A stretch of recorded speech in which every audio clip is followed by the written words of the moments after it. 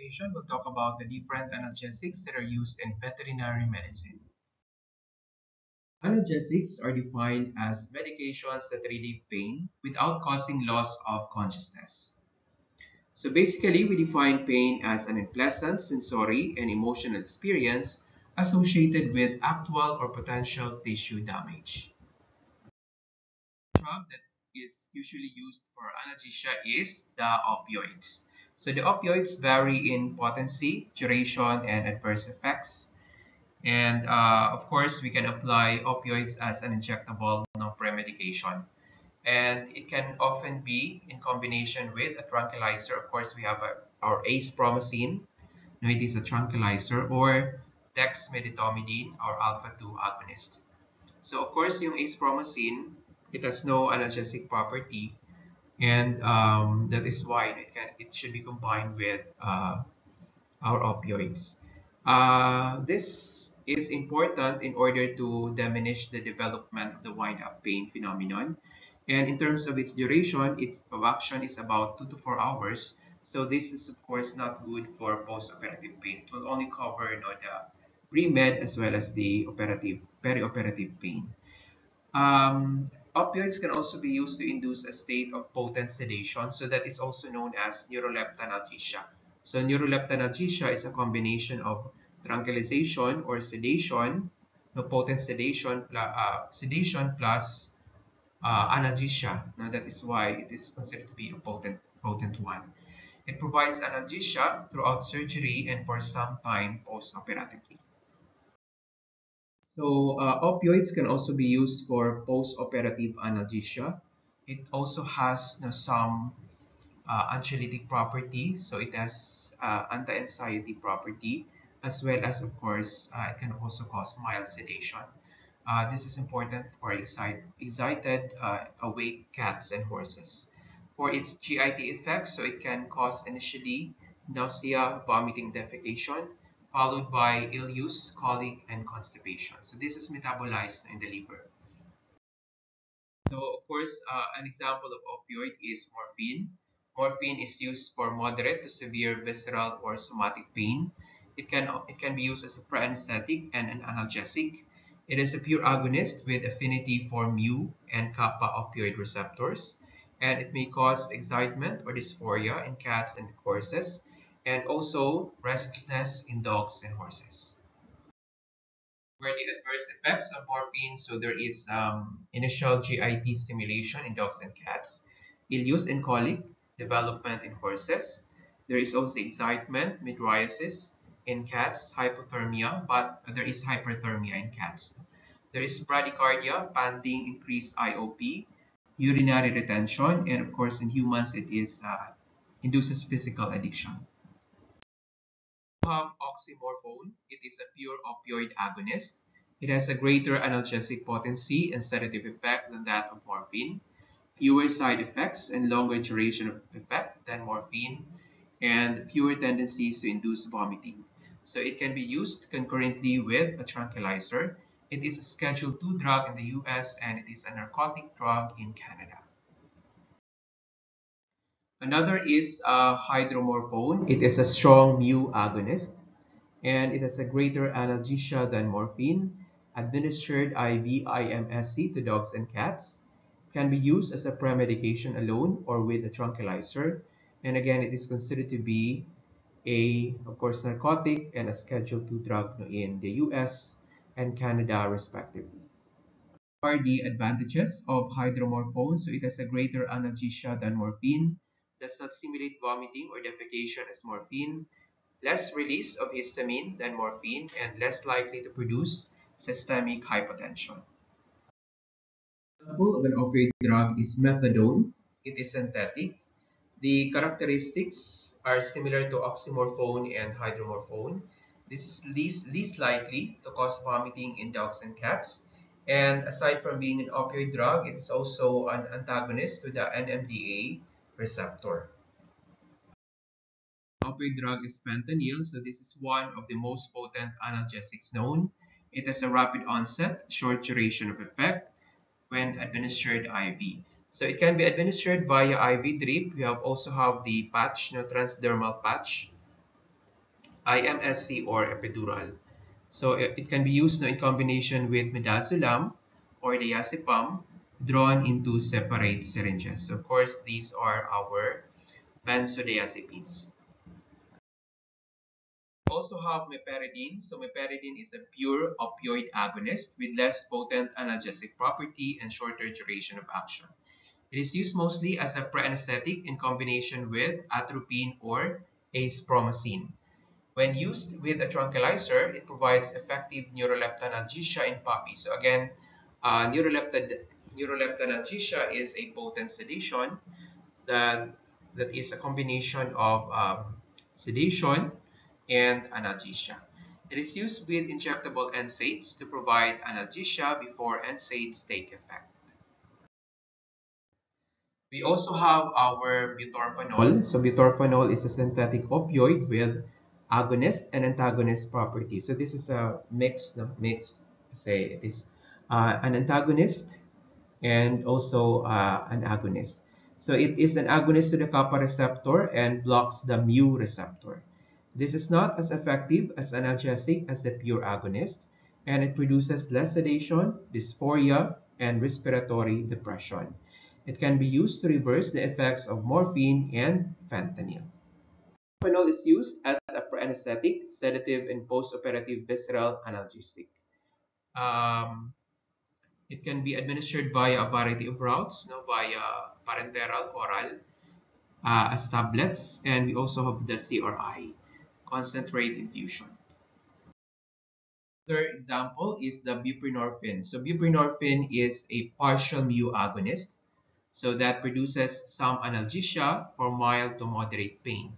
So this drug is used to provide post-operative analgesia to dogs and cats, and it can be used to reverse the effects of morphine and fentanyl. We also have another opioid is the nalbuphine. So it is a kappa agonist, mu antagonist with greater antagonist properties than butorphanol. It has a weak analgesic and sedative effect. It is used as a reversal agent for opioid agonist. It has fewer side effects or adverse effects compared to that of the full agonist. This is considered to be not a controlled drug in the US. Opioids are also used as post-operative analgesics.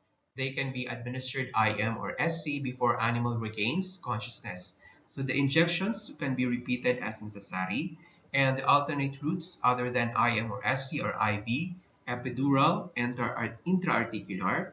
We also have the transdermal patch that will minimize the adverse effects. Or the disadvantages of the post-opioids known as post-operative analgesics. So opioids have a short duration of action in terms, for example, of their analgesic property. These are the potential adverse reactions from opioid administration. So of course, they can use respiratory depression. They can cause bradycardia, and there is also hypersalivation, mydriasis, excessive sedation, panting, increased sensitivity to sound, urinary retention, and GIT effects. Are the opioids that are intended for IV infusion.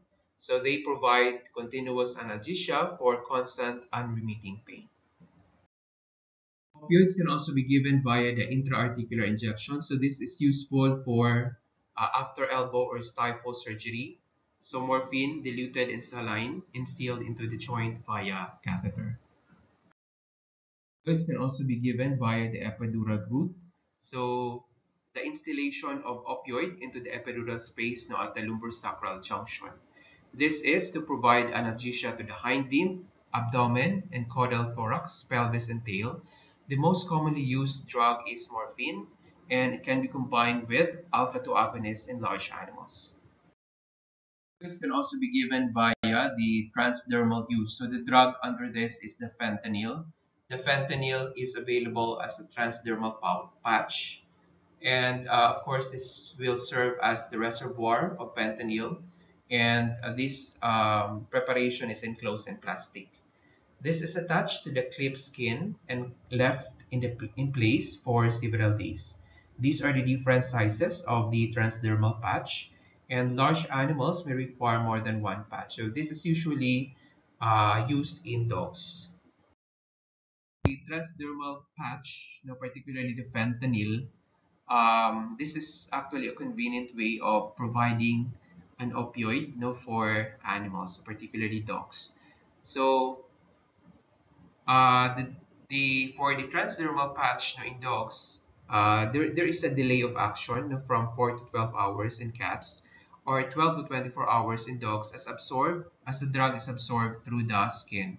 So when are we going to apply, the patch before surgery? So the transdermal patch, or the fentanyl transdermal patch, can be given or applied to the skin or to the clipped skin at least 6 to 12 hours prior to the start of surgery.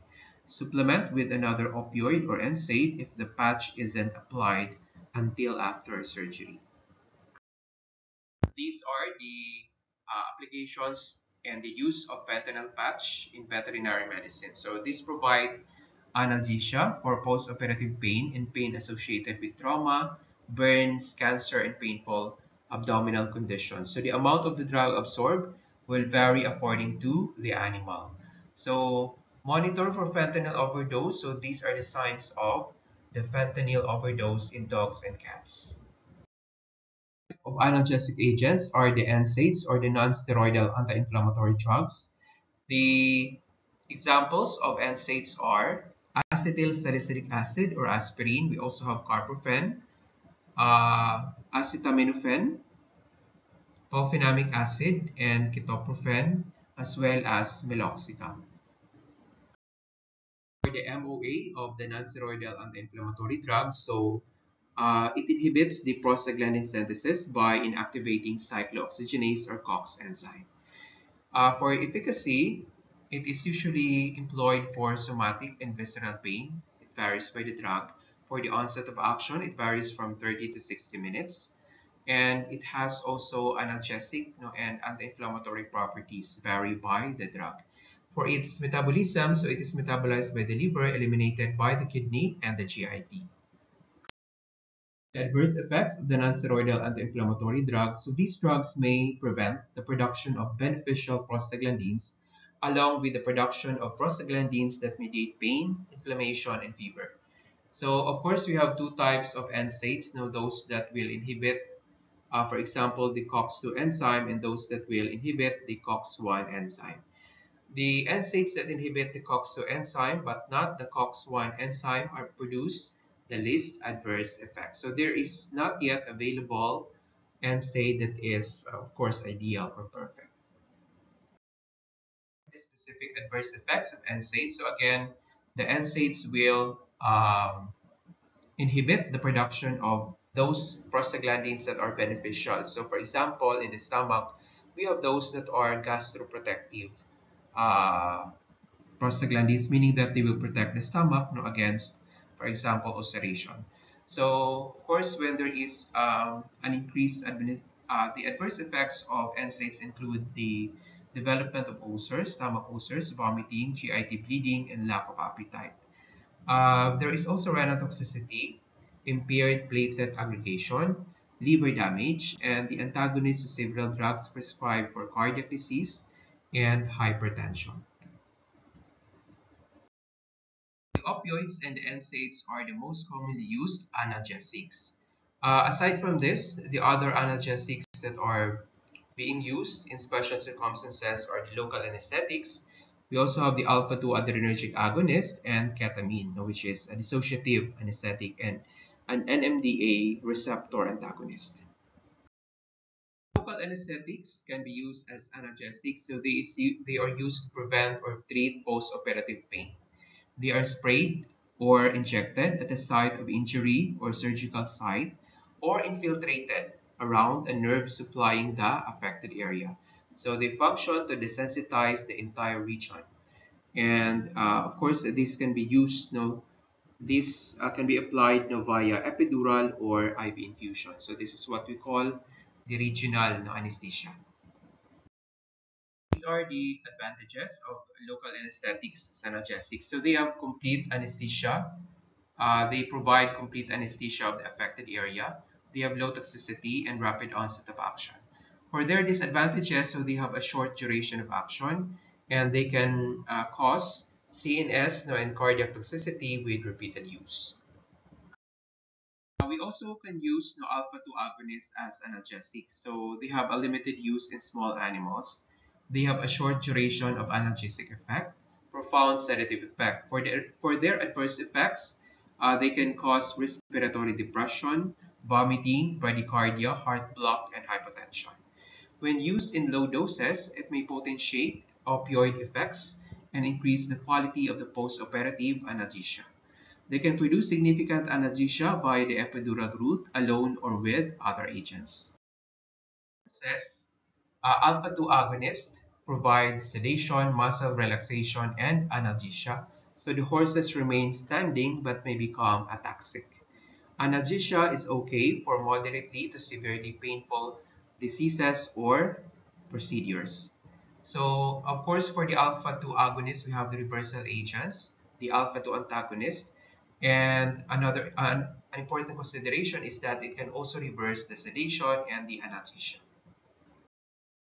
Also have here ketamine. So ketamine is a dissociative anesthetic. It is also an NMDA receptor antagonist. It can be used as an adjunct to more potent analgesics such as opioid, local anesthetics, and alpha-2 agonists. It doesn't produce analgesia by itself. And we have here a mnemonic, MLK, morphine, lidocaine, and ketamine provides intraoperative analgesia. So of course, morphine is an opioid, lidocaine is a local anesthetic, ketamine is the dissociative anesthetic. For its MOA, it blocks the NMDA receptor at the level of the spinal cord to prevent wind-up pain. So again, NMDA is a receptor, and methyl and N-methyl, no, the aspartate at the level of the spinal cord. And this is the mechanism whereby ketamine will provide analgesia as well as dissociative anesthesia. What are the adverse effects of ketamine? So it can cause those related effects rarely seen at the analgesic levels. So it can induce tachycardia, hypertension, seizures, post-operative delirium, increased intraocular and intracranial pressure, and salivation. We also have corticosteroids as analgesics. So these drugs have a strong anti-inflammatory property. So they decrease the prostaglandin activity, such as that of the NSAIDs.